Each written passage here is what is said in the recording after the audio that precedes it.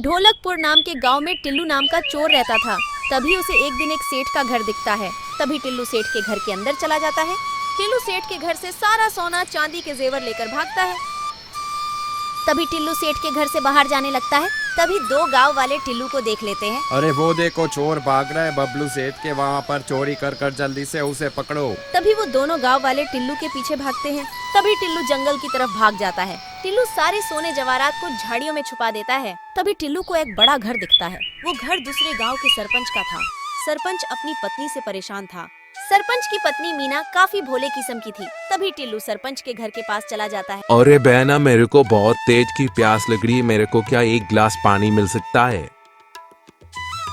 भाई तूने मुझे बहना कहा, तू तो पूरा पानी का घड़ा ले जा। नहीं नहीं दीदी, रहने दो, मेरे को सिर्फ एक गिलास ही पानी चाहिए। तभी मीना लोटे में पानी लेकर आ जाती है और तभी टिल्लू ने पानी पी लिया। अरे भाई, लगता है तुम इस गांव में नए आए हो।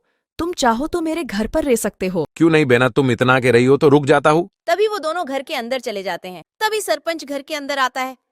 अरे मीना, ये कौन है? लगता है कोई नई मुसीबत लाई हो। कोई नहीं, ये मेरा भाई है, कुछ दिनों के लिए हमारे घर पर रहेगा। अरे मीना, तू चलते फिरते हर किसी को अपना भाई बना देती है। अब मैं कुछ बोलूंगा तो तू सुनेगी नहीं। हाँ, नहीं मानूंगी बात, इसने मुझ पे भरोसे क्या है। तभी सरपंच गुस्सा होकर चला जाता है। तभी गांव में रात हो जाती है।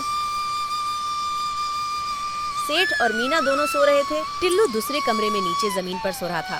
तभी टिल्लू की नींद अचानक से खुल जाती है। तभी टिल्लू खड़ा होकर चोरी के इरादे से रात को गांव में चला जाता है। तभी टिल्लू को एक बड़ा घर दिखता है और तभी टिल्लू उस घर की अलमारी के पास चला जाता है। टिल्लू अलमारी से सारे सोने को चुरा के भाग जाता है। तभी गांव में सुबह हो जाती है। तभी सेठ उठकर अलमारी के पास आता है। सोना चांदी अलमारी में न देख सेठ घबरा जाता है। हे भगवान, मैं तो लुट गया, मेरा सारा सोना चांदी चोरी हो गया, अब मैं क्या करूं? तभी वो सेठ सरपंच के पास चला जाता है। सरपंच जी, मेरे घर पर चोरी हो गई है, आपको चोर का पता लगाना पड़ेगा। हाँ जरूर, क्यों नहीं, अभी तुम जाओ, बाद में पता लगाएंगे। तभी सेठ सरपंच के वहाँ से चला जाता है। यूं ही कुछ दिन बीतते गए। एक दिन टिल्लू एक घर में चोरी कर रहा था। तभी टिल्लू को एक लड़का देख लेता है। तभी अगली सुबह वो लड़का सारे गांव वालों के साथ सरपंच के पास चला जाता है। तभी वो चारों गांव वाले सरपंच के घर के अंदर जाते हैं। सरपंच टेबल पर बैठा होता है। अरे वाह सेठ, कैसे याद किया, लगता है कोई मुसीबत आई है। सरपंच, मुसीबत तो आई है, लेकिन वो मुसीबत तुम्हारे घर से ही आई है। ये क्या कह रहे हो तुम, मेरी वजह से ये कैसे हो सकता है? इन सब चोरियों के पीछे आपके घर में रहने वाले मेहमान का हाथ है। सरपंच जी, सेठ जी सही कह रहे हैं। मैंने आपके मेहमान को देखा है, जग्गू के वहाँ। अरे अरे अरे सेठ जी, वो रहा चोर, मैंने उसी को ही देखा था जग्गू के वहाँ पर चोरी करते हुए, उसको पकड़ो।